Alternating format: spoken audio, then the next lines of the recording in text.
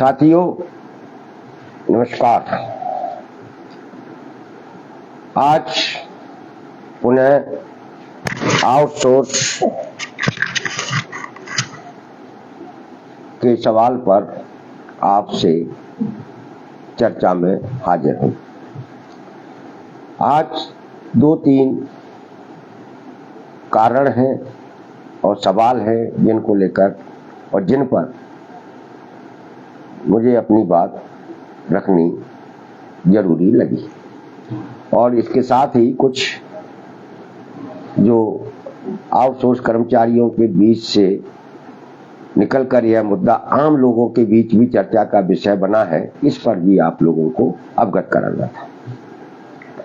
पहला तो यही कि अब लगभग तय हो गया कि कांग्रेस का वचन पत्र 16 या 17 अक्टूबर को आप लोगों के बीच में आ जाएगा, और इसके साथ ही आप लोगों की तरफ से जो हमसे लगातार सवाल पूछे जा रहे थे, लगातार ये कहा जा रहा था कि वचन पत्र में क्या है वो बताइए, उसको करवाइए, ये वो सारे सवाल खत्म हो जाएंगे और आप के हर सवाल का जवाब उस वचन पत्र में मौजूद रहेगा।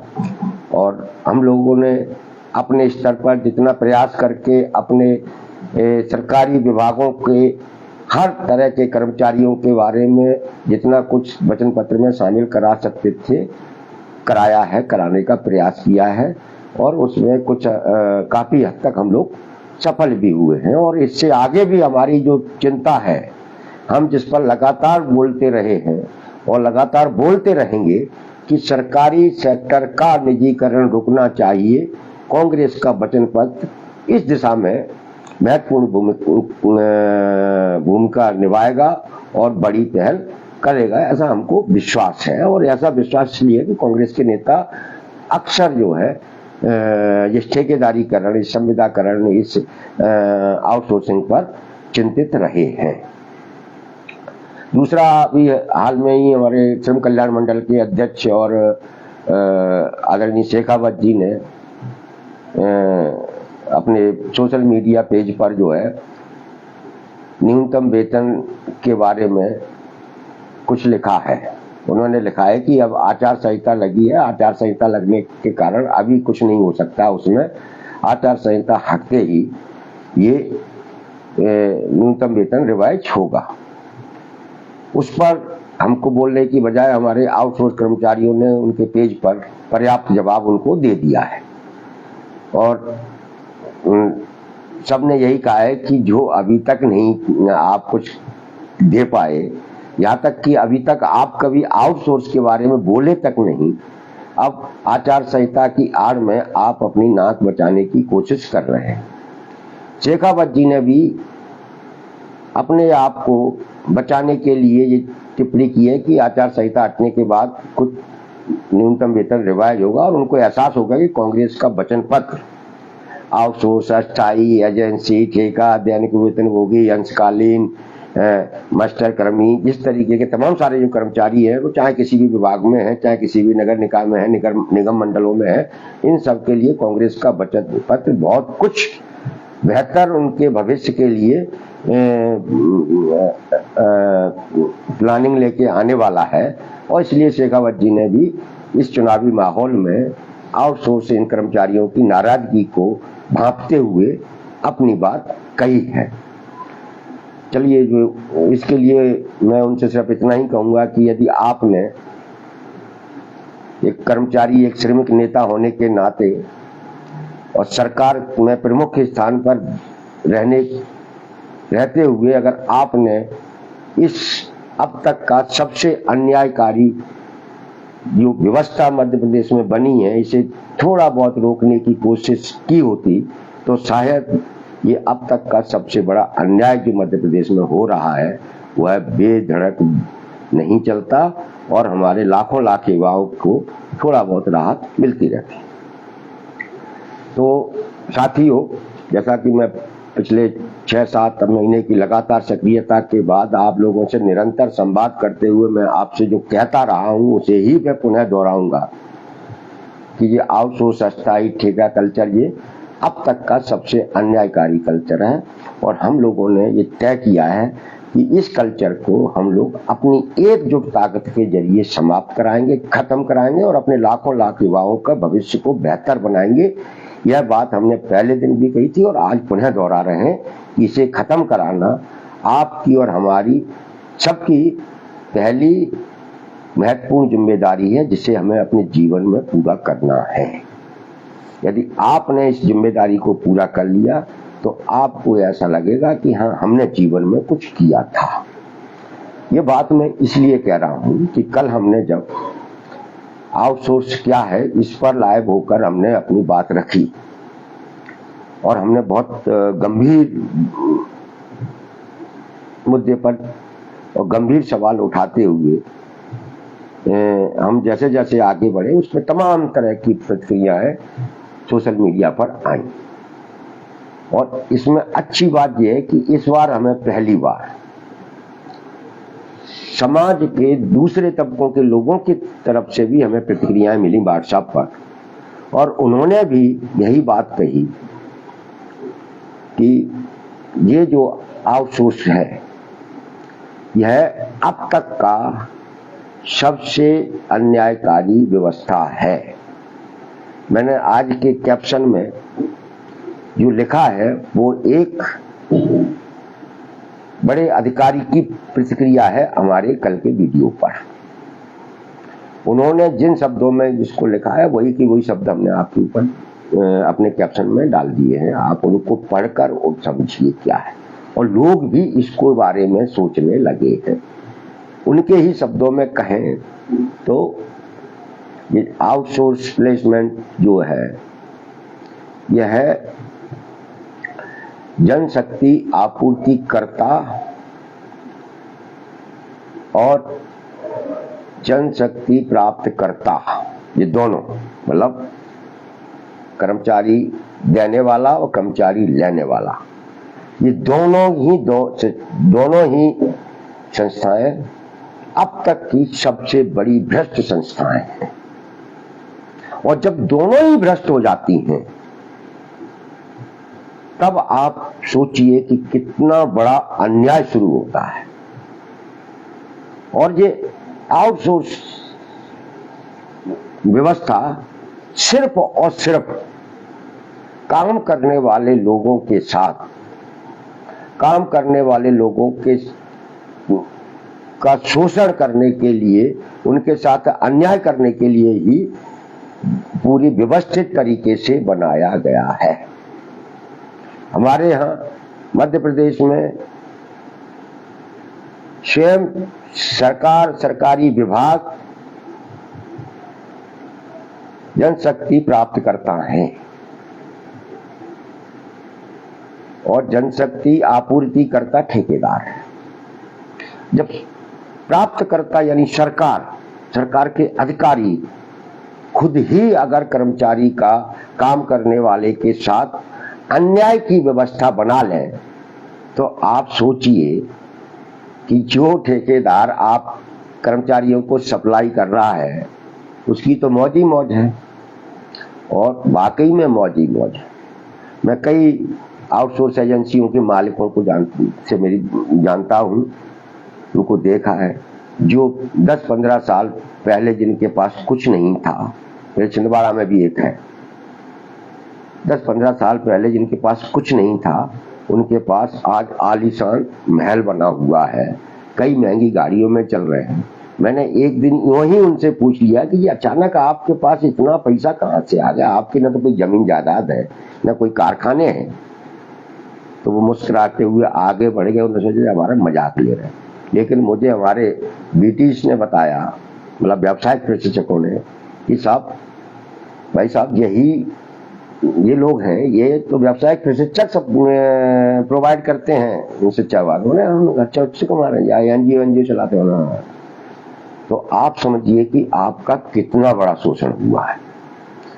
और ये शोषण जो कमेंट आए उनके आधार पर मैं कहूं और उनकी बात को दोहराऊं तो ये दुनिया का अब तक का सबसे बड़ा शोषण है, सबसे बड़ा अन्याय है और अब तक का सबसे बड़ा भ्रष्टाचार है। और ये भ्रष्टाचार ये इसलिए भी सबसे बड़ा है कि इसमें जो आपूर्ति करता है उसका कुछ नहीं लगता। मतलब एक ठेकेदार यदि किसी उसको सड़क बनाने का ठेका मिलता है तो वो सड़क बनाने के लिए मजदूर इकट्ठे करता है, सीमेंट इकट्ठी करता है, डामर इकट्ठा करता है, मशीनें इकट्ठा करता है, सब चीजें उसको कुछ इन्वेस्ट करना पड़ता है।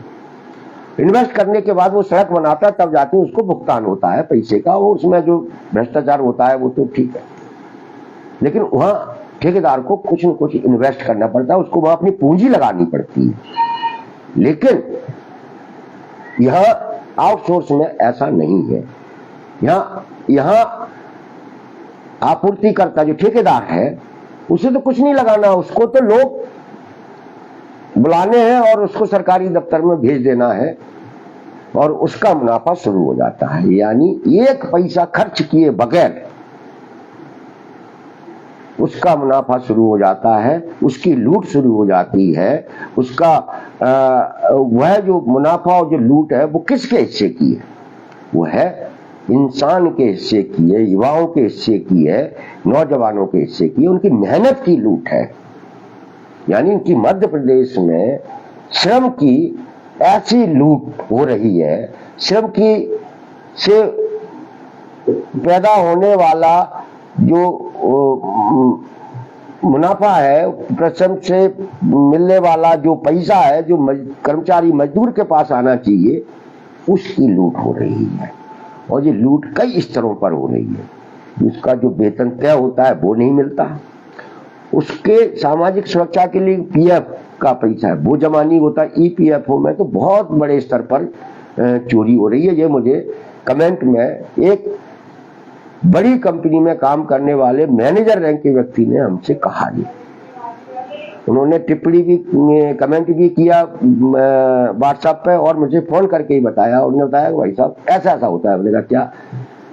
कि ये सबको पता है कि पीएफ का जो हिस्सा है, कर्मचारी का अपना एक शेयर है, उसमें नियोक्ता का शेयर जाता है उतना ही, यानी 14% 14% एम्प्लॉय का, 14 एम्प्लॉयर का, मतलब कर्मचारी का और मालिक का।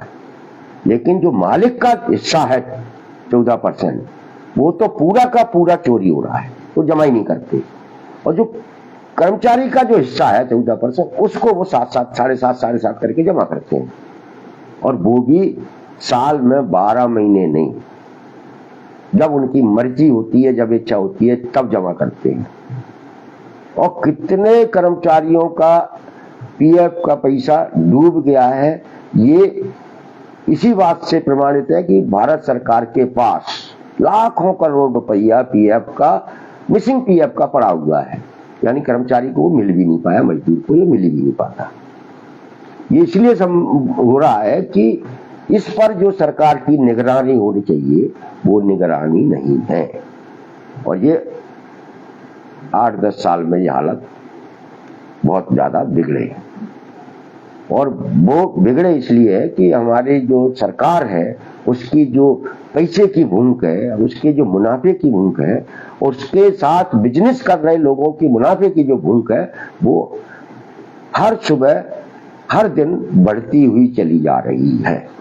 और जब मुनाफे की भूख बढ़ती हुई चली जाती है तब दो चीजें पैदा होती हैं, और वो दो चीजें होती हैं, पहला शोषण जो आपका हो रहा है, दूसरा भ्रष्टाचार जो मध्य प्रदेश में हो रहा है।